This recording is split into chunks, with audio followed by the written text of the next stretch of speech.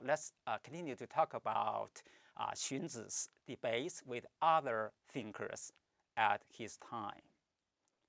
Xunzi takes seriously the responsibility of refuting false doctrines and perversions of language in his life.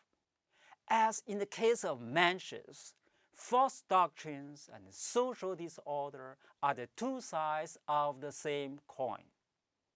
Given his more intellectualist bent, Xunzi is more prepared to see intellectual failure as a cause of ethical perversity. As a member of Jixia Academy, Xunzi was familiar with the dominant tendencies of his time. He traced the trends he discerns in terms of various advocates of those trends.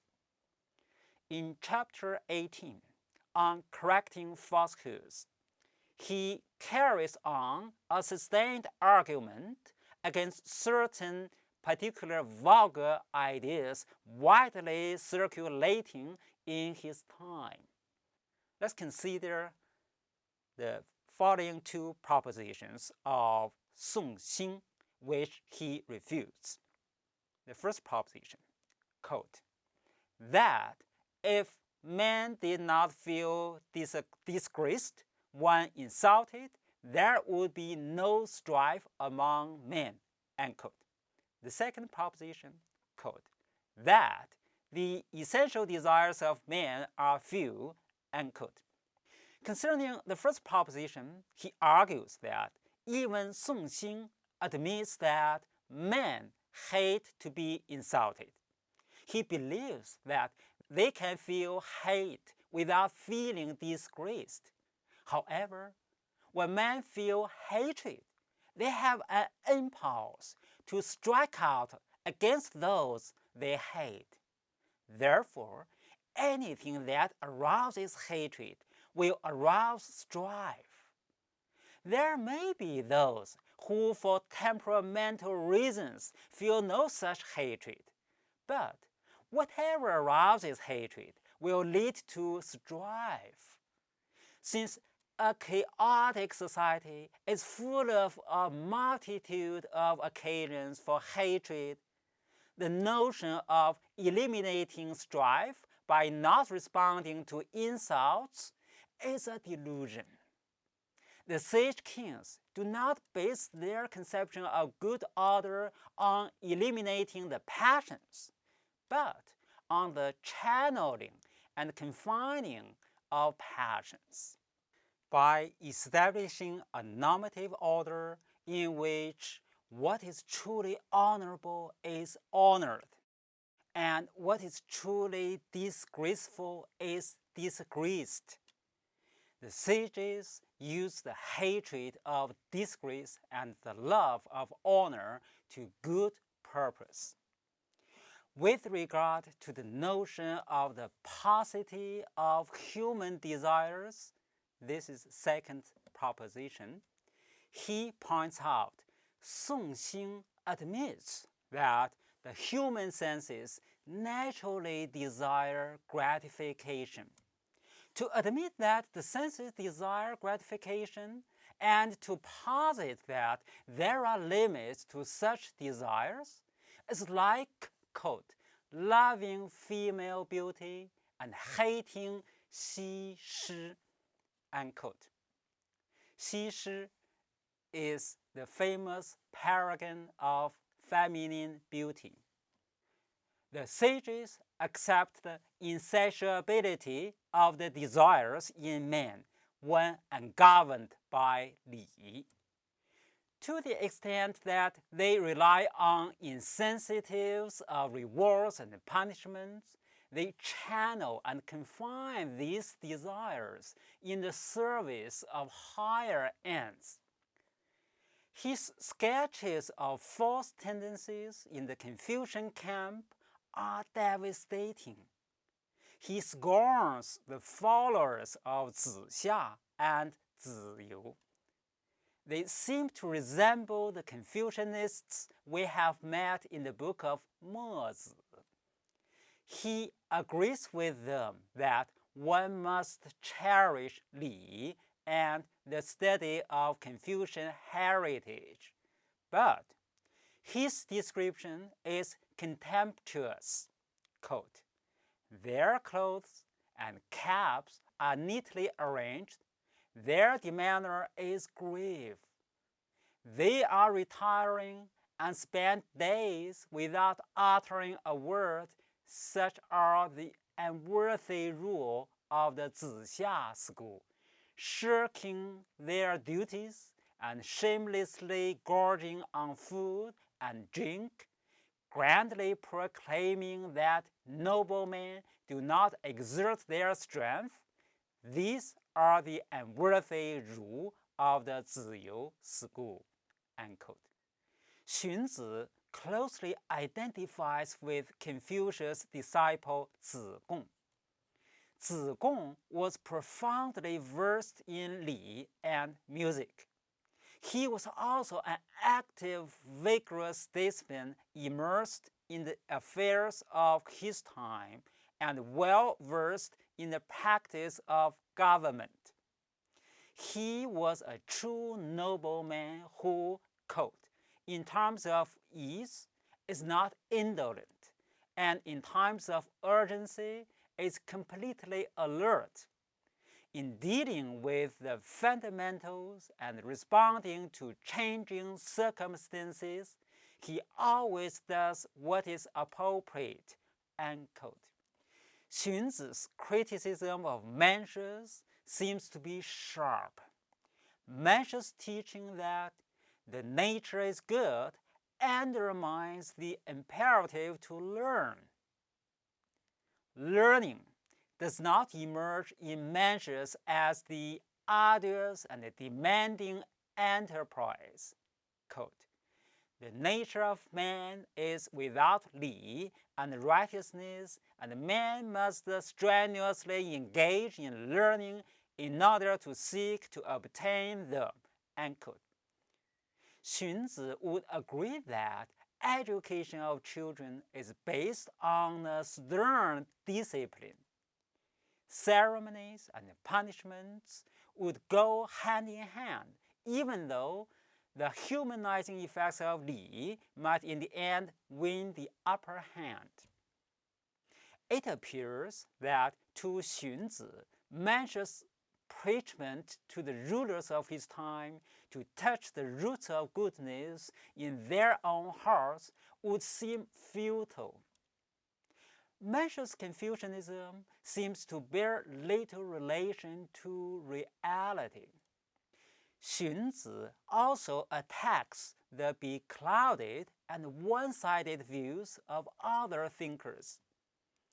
Mezi's enormous emphasis on unadorned utility and austere frugality ignores the crucial role that Li played in civilizing the human passions and establishing the symbolic base of the order of society. Zhuangzi is obsessed with heaven, with becoming one with heaven. He does not know man.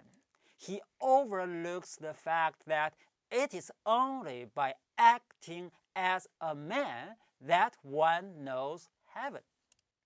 Hui Shi attempts to undermine our faith in a true normative language created by the sage kings of old. He thinks that this language does not describe the world as it is. This language annihilates all the categories and distinctions which make the normative social order possible. Xunzi says of Shen Dao that he, quote, is beclouded by the law and knows nothing of worthy men, unquote. Shen Dao dreams of a system of impersonal laws and institutions maintaining the social political order. This order would render totally superfluous the role of moral agents. the role of sages and noblemen in human affairs.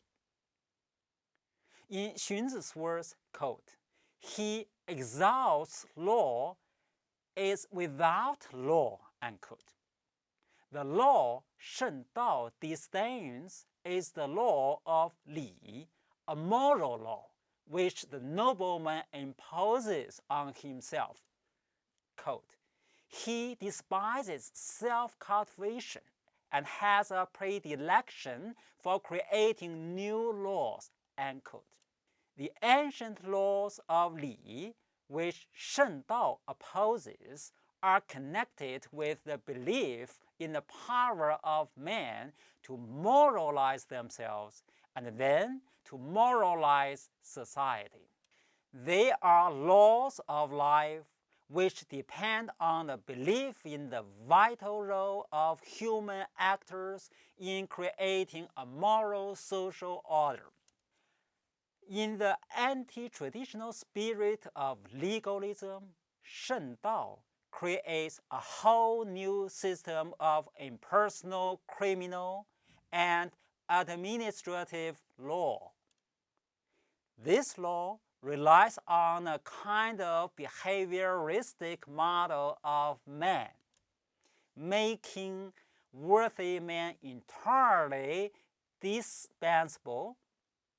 Without such a system in place, he would simply acquiesce to that imposed from above and follow along with the prevailing customs below. The moral autonomy of the Confucian nobleman would disappear.